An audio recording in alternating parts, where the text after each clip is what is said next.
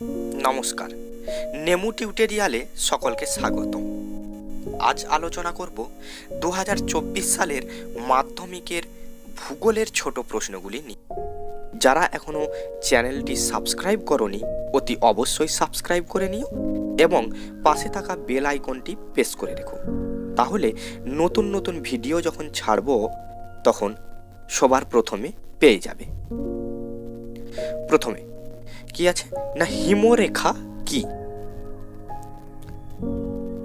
উত্তর, উঁচু পার্বত্য বা মেরু অঞ্চলে যে সীমারেখার ওপর সারা বছর তুষার জমে থাকে এবং যার নিচে তুষার গলে যায় তাকে হিমরেখা বলে।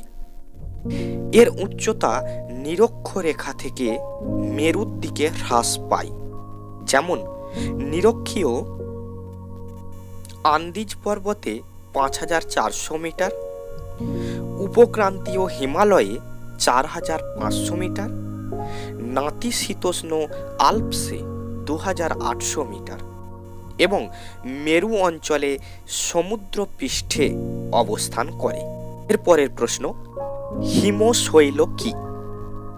উত্তর, মেরু অঞ্চলে সমুদ্র জলে ভাসমান ও গতিশীল বিশালাকার বরফের স্তূপকে হিমশৈল বলে। এগুলি মিষ্টি জল দিয়ে তৈরি বিশালাকার বরফ স্তূপ। গ্রিনল্যান্ড ও আন্টার্কটিকা সংলগ্ন সমুদ্রে এগুলি দেখা যায়। উৎপত্তি, মহাদেশীয় হিমবাহের হিমরেখা সমুদ্রপৃষ্ঠ হওয়ায় বরফের স্তূপ সমুদ্র জলে এসে পড়ে। বরফের নিজ ভরে জলের ঊর্ধ্বচাপে বায়ুপ্রবাহ ও সমুদ্র স্রোতের ধাক্কায় অখণ্ড হিমবাহের প্রান্তভাগ ভেঙে যায়। কঠিন বরফের ওজন তরল জলের তুলনায় 10% কম হওয়ায় বরফ চাইগুলির 8 থেকে 9 অংশ বা 89% জলে ডুবে থেকে স্রোতের সঙ্গে ভেসে গতিশীল হয়ে হিমশৈল গড়ে ওঠে। পরের প্রশ্ন, গ্রাবরেখা কি? উত্তর, বিচ্ছিন্ন ও ক্ষয়প্রাপ্ত বিভিন্ন আয়তনের শিলাখণ্ড, উপত্যকা হিমবাহের দুপাশে, মাঝখানে, সামনে একসঙ্গে স্তূপাকারে সঞ্চিত হয়ে যে প্রাচীরের মতো ভূমিরূপ সৃষ্টি হয় তাকে গ্রাবরেখা বলে। তিস্তা নদীর উচ্চ অববাহিকায় লাংচু ও লাচেন অঞ্চলে এটি দেখা যায়। এরপর ড্রামলিন কাকে বলে? উত্তর, হিমবাহ বাহিত বিভিন্ন আকারের পাথরখণ্ড, নুড়ি, বালি, কাদা পর্বতের পাদদেশের নিম্নভূমিতে একসঙ্গে সঞ্চিত হয়ে সারিবদ্ধভাবে উল্টানো নৌকা বা ডিম আকৃতির যে টিলা ইতস্তত ছড়িয়ে থাকে তাকে ড্রামলিন বলে। এটি 30 থেকে 60 মিটার উঁচু, 400 থেকে 800 মিটার চওড়া, 1 থেকে 3 কিমি দীর্ঘ হয়। স্কটল্যান্ড ও আয়ারল্যান্ডে এটি দেখা যায়। কোন স্থানে একসঙ্গে অসংখ্য ছোট বড় ড্রামলিন গড়ে ওঠে এবং সমগ্র অঞ্চলটি ডিম ভর্তি ঝুড়ির মতো দেখায়। একে ডিমের ঝুড়ি ভূমিরূপ বা বাস্কেট অফ এগ টপোগ্রাফি ও বলে। পরের প্রশ্ন, ডেকান ট্রাপ কাকে বলে? উত্তর, ইংরেজি ডেকান শব্দের অর্থ দক্ষিণ প্রান্ত বা দাক্ষিণাত্য এবং সুইডিশ ট্রাপ শব্দের অর্থ সিঁড়ি বা ধাপ। ক্রেটাসিয়াস থেকে সিওসি যুগে অর্থাৎ 6 থেকে 13 কোটি বছর আগে ভূগর্ভের গুরুমণ্ডল থেকে উত্তপ্ত ম্যাগমা কোনো বিস্ফোরণ ছাড়াই ভূগর্ভে অসংখ্য ফাটল পথে বেরিয়ে ভারতের দাক্ষিণাত্য উপদ্বীপের উত্তর পশ্চিম ভাগের বিস্তীর্ণ অঞ্চলটিকে ঢেকে ফেলে। উপদ্বীপীয় দাক্ষিণাত্য মালভূমির ব্যাসল্ট লাভা গঠিত ধাপযুক্ত মালভূমি অঞ্চলকে ডেকান ট্রাপ বলে। পরের প্রশ্ন, পর্যায়ন প্রক্রিয়া বলতে কি বোঝো? উত্তর, বহির্জাত প্রক্রিয়ায় ক্ষয় ও সঞ্চয় কাজের মাধ্যমে ভূত্বকের উপরিভাগের উচ্চতার পরিবর্তন ঘটে এবং বিভিন্ন উচ্চতাযুক্ত ভূমিরূপের ক্রমশ সমতা এনে একটি সাধারণ তল গঠিত হয়। এজন্য চেম্বারলেন ও সলিসবেরি বহির্জাত প্রক্রিয়াগুলিকে পর্যায়ন বা ক্রমায়ন প্রক্রিয়া বলেছেন। ভূবিজ্ঞানী গ্রোভ কার্ল গিলবার্ট সর্বপ্রথম পর্যায় বা গ্রেড শব্দটি ব্যবহার করেন। পরের প্রশ্ন, ষষ্ঠ ঘাতের সূত্র বর্ণনা করো। উত্তর, নদীর গতিবেগ ভি দ্বিগুণ বৃদ্ধি পেলে তার বহন ক্ষমতা সি 64 গুণ 2⁶ গুণ বৃদ্ধি পায়। সি ভি স্কোয়ার নদীর গতিবেগের সঙ্গে তার বহন ক্ষমতার এই আনুপাতিক সম্পর্ককে ষষ্ঠ ঘাতের সূত্র বলে। 1842 সালে বিজ্ঞানী ডব্লিউ হপকিন্স এটি উদ্ভাবন করেন। পরের প্রশ্ন, প্রপাতকূপ কাকে বলে?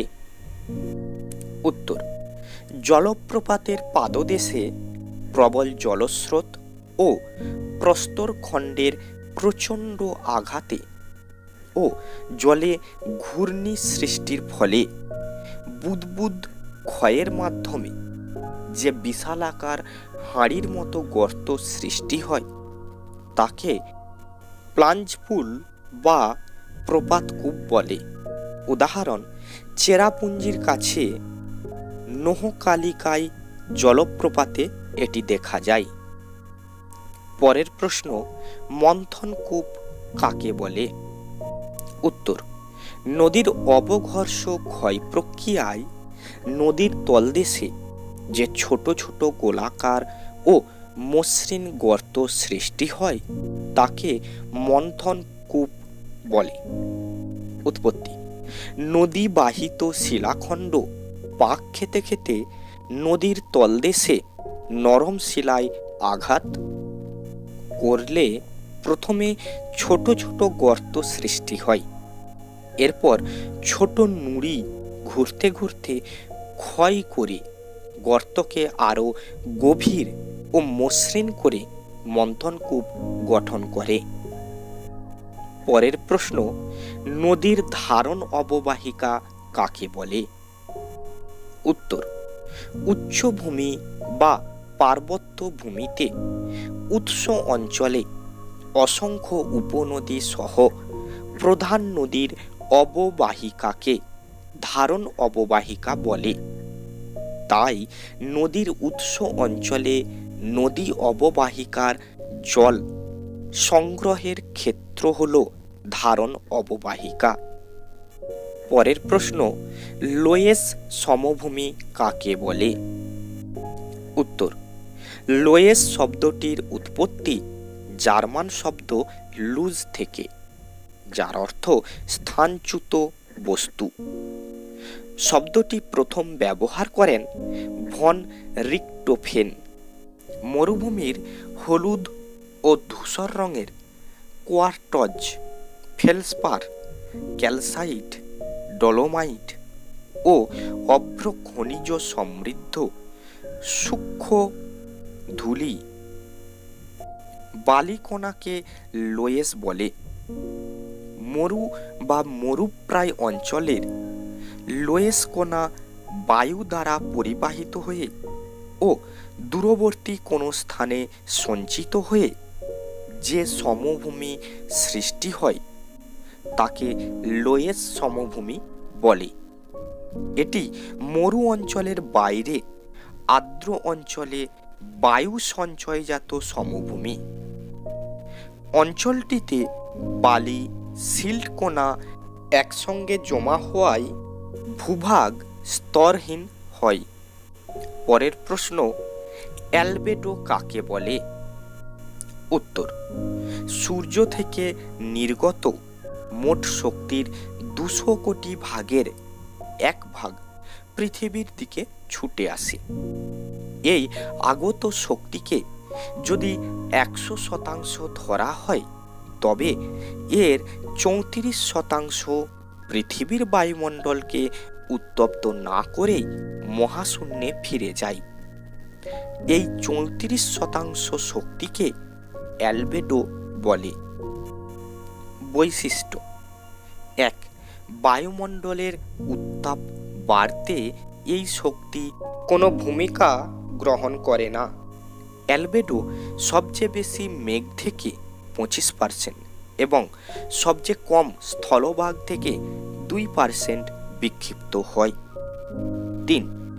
কোনো বস্তুকে উত্তপ্ত না করে ফিরে যাওয়ায় আগত রশ্মি এবং বিকিরিত অ্যালবেডোর তরঙ্গ দৈর্ঘ্যর কোনো তারতম্য হয় না। পরের প্রশ্ন, বৈপরীত্য উত্তাপ কাকে বলে? উত্তর, সাধারণত বায়ুমণ্ডলে ভূপৃষ্ঠের প্রতি 1000 মিটার উচ্চতা বৃদ্ধির সঙ্গে সঙ্গে 6.4 ডিগ্রি সি হারে উষ্ণতা হ্রাস পায়। কিন্তু কখনো কখনো উচ্চতা বৃদ্ধির সাথে সাথে বায়ুমণ্ডলের তাপমাত্রা হ্রাস না পেয়ে বেড়ে যায়। একে বৈপরীত্য উত্তাপ বলে।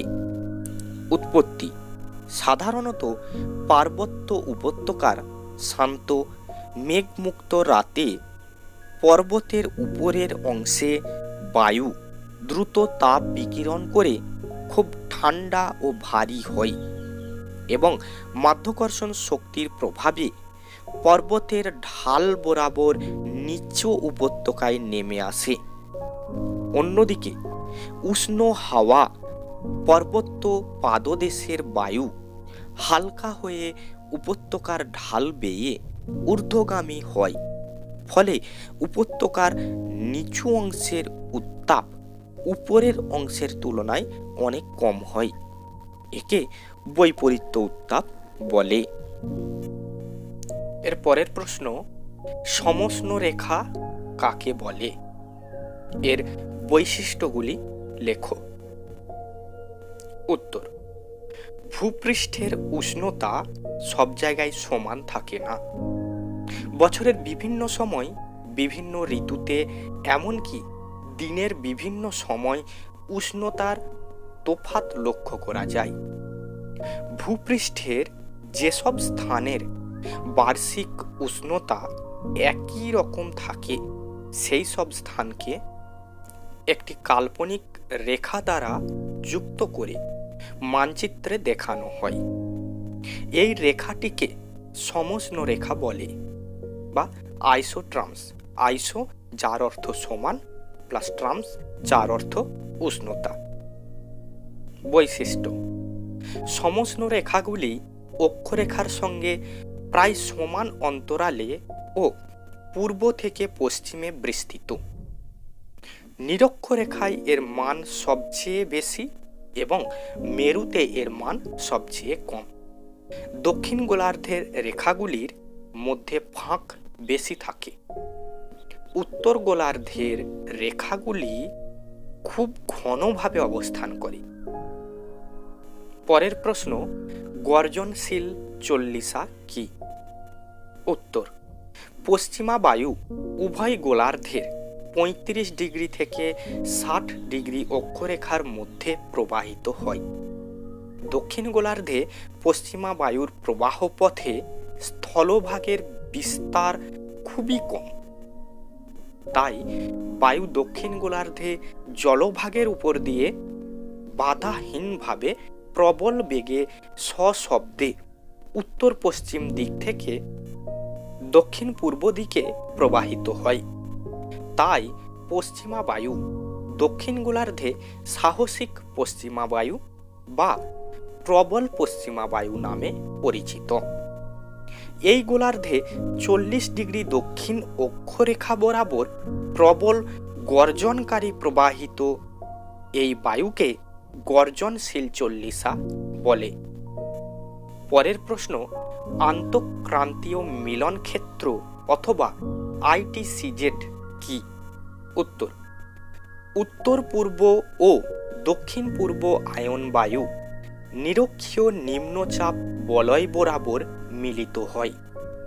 এই অঞ্চলকে আন্তঃক্রান্তীয় মিলন অঞ্চল বা মিলন ক্ষেত্র বা ইন্টারট্রপিক্যাল কনভার্সন জোন বা আইটিসিজেড বলে। এই অঞ্চলের বায়ু সর্বদা উষ্ণ, আর্দ্র ও হালকা হওয়ায় এই অঞ্চলের বায়ু সকল সময় ঊর্ধ্বমুখী হয়। ভূপৃষ্ঠের সমান্তরালে কোনো বায়ু প্রবাহিত হয় না বলে এই অঞ্চল নিরক্ষীয় শান্ত বলয় নামে পরিচিত। পরের প্রশ্ন, ষাঁড় বান বা বান ডাকা কাকে বলে?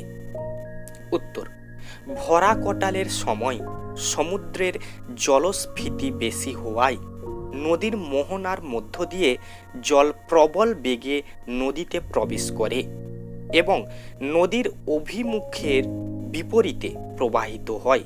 ফলে নদীতে প্রবল জলোচ্ছ্বাস ঘটে। একে বান ডাকা বলে। যেমন পশ্চিমবঙ্গের হুগলি, আর্জেন্টিনার লা প্লাটা নদীতে বান ডাকা দেখা যায়।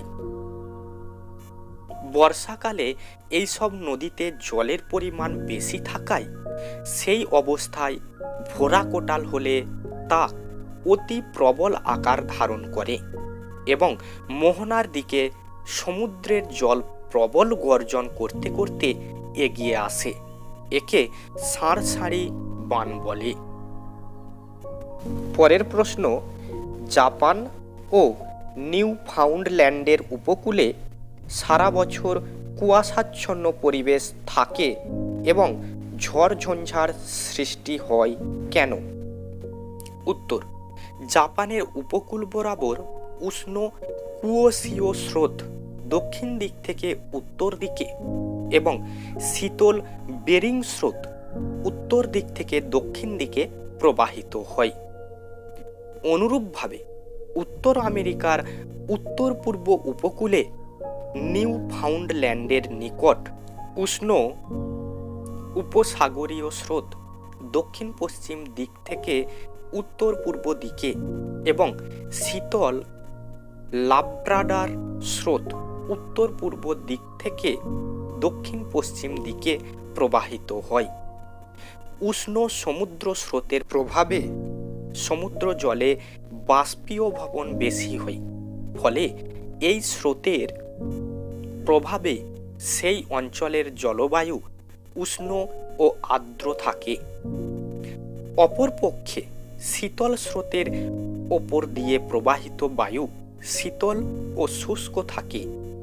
এই দুই প্রকার বায়ুর মিশ্রণের ফলে উষ্ণ আর্দ্র বায়ু জলীয় বাষ্প শীতল বায়ুর সংস্পর্শে এসে ঘনীভূত হয়ে যায়। ফলে সেই অঞ্চলে ঘন কুয়াশাচ্ছন্ন পরিবেশ সৃষ্টি হয়। পরের প্রশ্ন, শৈবাল সাগর কাকে বলে? উত্তর, উত্তর আটলান্টিক মহাসাগরের মধ্যভাগে উপসাগরীয় উত্তর আটলান্টিক, ক্যানারি ও উত্তর নিরক্ষীয় স্রোতের ঘড়ির কাঁটার দিকে চক্রাকারে আবর্তনের ফলে যে স্রোতশূন্য শৈবাল সমৃদ্ধ উপবৃত্তকার জলাবর্ত বা সাগর সৃষ্টি হয়েছে তাকে শৈবাল সাগর বলে। এখানে শৈবাল ছাড়া প্ল্যাঙ্কটন মাছ কিছুই জন্মায় না, তাই একে জীবহীন মরুভূমিও বলা হয়। এটি পৃথিবীর এমন এক সাগর যা কোনো উপকূল রেখা নেই। পরের প্রশ্ন, মগ্নচড় কিভাবে সৃষ্টি হয় এবং এর গুরুত্ব লেখো।